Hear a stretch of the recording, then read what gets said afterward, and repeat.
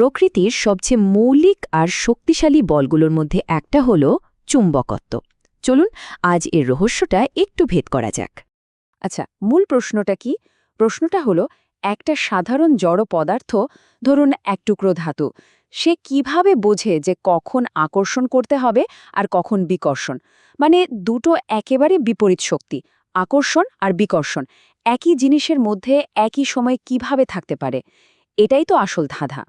এই ধাঁধার উত্তর খুঁজতে হলে আমাদের কিন্তু একটু পেছনে ফিরে যেতে হবে, প্রায় ২৫০০ বছর আগে, যখন এক চমকপ্রদ জিনিস আবিষ্কৃত হয়েছিল। তো ভাবুন একবার, সেই সময়ে মানুষ যখন প্রথমে পাথরটা দেখল, তাদের কাছে তো এটা এক কথায় জাদু মনে হয়েছিল। কিন্তু পরে যখন দিক নির্ণয়ের জন্য ব্যবহার শুরু হলো, বিশেষ করে কম্পাস হিসেবে, তখন বোঝা গেল না, এটা শুধু জাদু নয়, এর পেছনে কোনো একটা অদৃশ্য নিয়ম কাজ করছে। অবশ্যই এই জাদু বা কুসংস্কার থেকে বিজ্ঞানের পথে আসতে কিন্তু বেশ সময় লেগেছিল, কয়েক শতাব্দী। এরপর ধীরে ধীরে অসাধারণ কিছু বিজ্ঞানী এই অদৃশ্য শক্তির পেছনের নিয়মগুলো এক এক করে বের করতে শুরু করলেন। এই যে উপলব্ধির পথ, এটা কিন্তু বেশ লম্বা একটা যাত্রা ছিল। দেখুন, প্রথমে চুম্বকের সাধারণ নিয়মগুলো আবিষ্কৃত হলো, যেমন এর উত্তর আর দক্ষিণ মেরু আছে। এরপর জানা গেল যে পৃথিবী নিজেই একটা বিশাল চুম্বক। আর তারপরেই এলো আসল মোড়, যখন দেখা গেল বিদ্যুৎ প্রবাহ থেকেও চুম্বক ক্ষেত্র তৈরি হয়। আর শেষমেশ ম্যাক্সওয়েল এসে বিদ্যুৎ আর চুম্বকত্বকে এক সূত্রে গেঁথে দিলেন। বোঝা গেল এরা আসলে একই শক্তির দুই রূপ। আচ্ছা, নিয়মকানুন তো জানা গেল, কিন্তু একটা চুম্বক কি করে সেটা জানা আর কেন করে সেটা বোঝা, দুটো তো এক জিনিস নয়, তাই না? এই কেনর উত্তরটা, সেটাই আসল রহস্য। আর সেটা লুকিয়ে আছে পদার্থের একেবারে ভেতরে, মানে পরমাণুরও গভীরে। তো এই চুম্বকত্বের উৎসটা কোথায়? এর জন্য আমাদের একেবারে গভীরে যেতে হবে, মানে ধাতুর গঠন ছাড়িয়ে পরমাণুরও ভেতরে ঢুকে একদম ইলেকট্রনের কাছে পৌঁছাতে হবে। আর এখানেই আসল ব্যাপারটা লুকিয়ে আছে।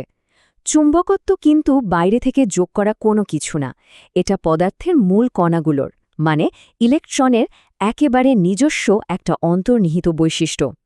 প্রত্যেকটা ইলেকট্রন নিজেই এক একটা ছোট্ট চুম্বক।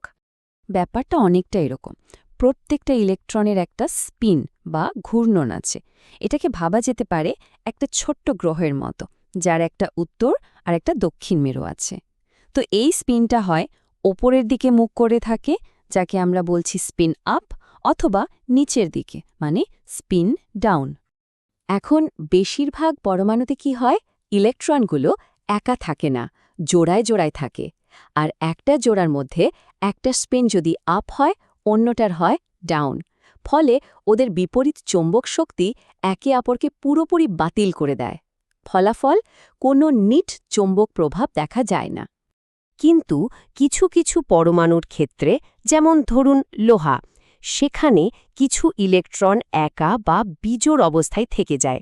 আর যেহেতু তাদের কোনো জোড়া নেই, তাই তাদের ওই ছোট্ট চৌম্বক শক্তিটা আর বাতিল হয় না, বরং সবগুলো মিলে একটা সম্মিলিত শক্তি তৈরি করে। আচ্ছা, তাহলে পরমাণুর ভেতরে এই যে ক্ষুদ্র ক্ষুদ্র চুম্বকের জন্ম হলো, তারা সবাই মিলে কিভাবে একটা বড় শক্তিশালী চুম্বক তৈরি করে, যা আমরা আমাদের চারপাশে দেখি? চলুন সেটাই এবার দেখা যাক। আসলে এই পরমাণুগুলো একা একা থাকে না, ওরা নিজেদের মধ্যে দল তৈরি করে, অনেকটা পাড়ার মতো। এই এলাকা বা দলগুলোকে বলা হয় ম্যাগনেটিক ডোমেইন। আর একটা ডোমেনের ভেতরে থাকা সব পরমাণুর চৌম্বক ক্ষেত্র একই দিকে মুখ করে থাকে। এখন একটা সাধারণ লোহার টুকরোতে কি হয়, এই ডোমেইনগুলো, মানে এই পাড়াগুলো, সব এলোমেলোভাবে সাজানো থাকে। একটার মুখ উত্তর দিকে তো আরেকটা দক্ষিণ দিকে, কোনোটার পূর্ব তো কোনোটার পশ্চিম। ফলে সব মিলে তাদের চৌম্বক শক্তি একে অপরকে বাতিল করে দেয়। বাইরে থেকে দেখলে মনে হবে এর মধ্যে কোনো চৌম্বকত্বই নেই। কিন্তু যেই মুহূর্তে বাইরে থেকে একটা শক্তিশালী চৌম্বক আনা হয় বা চৌম্বক ক্ষেত্র প্রয়োগ করা হয়, তখন পরিস্থিতি একদম পাল্টে যায়। ব্যাপারটা যেন একজন কড়া সেনাপতির হুকুমের মতো।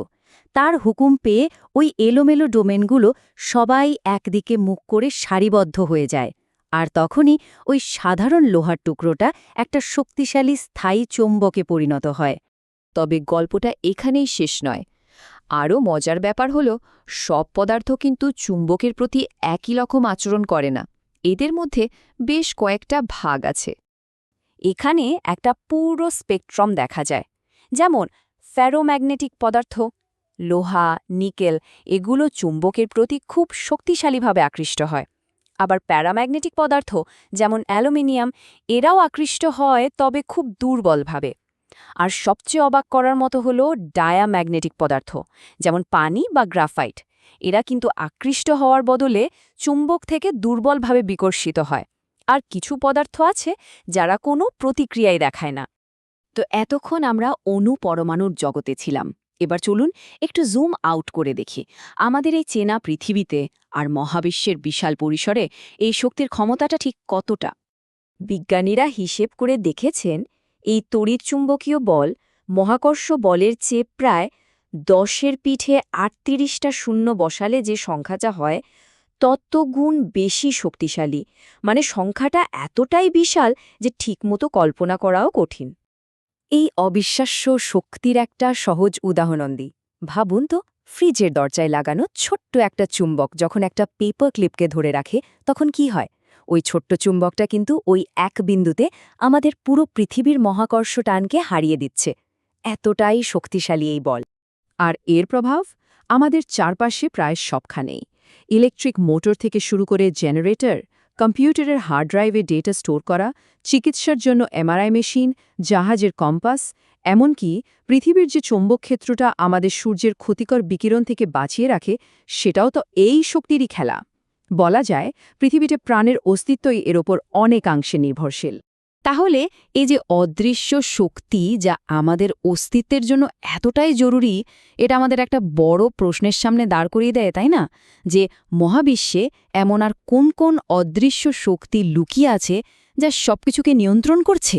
তাই পরের বার যখন হাতে একটা চুম্বক আসবে, হয়তো মনে হবে এটা শুধু একটা ধাতুর টুকরো নয়, এটা আসলে আমাদের বাস্তবতার এক গভীর অদৃশ্য নকশা বোঝার চাবিকাঠি।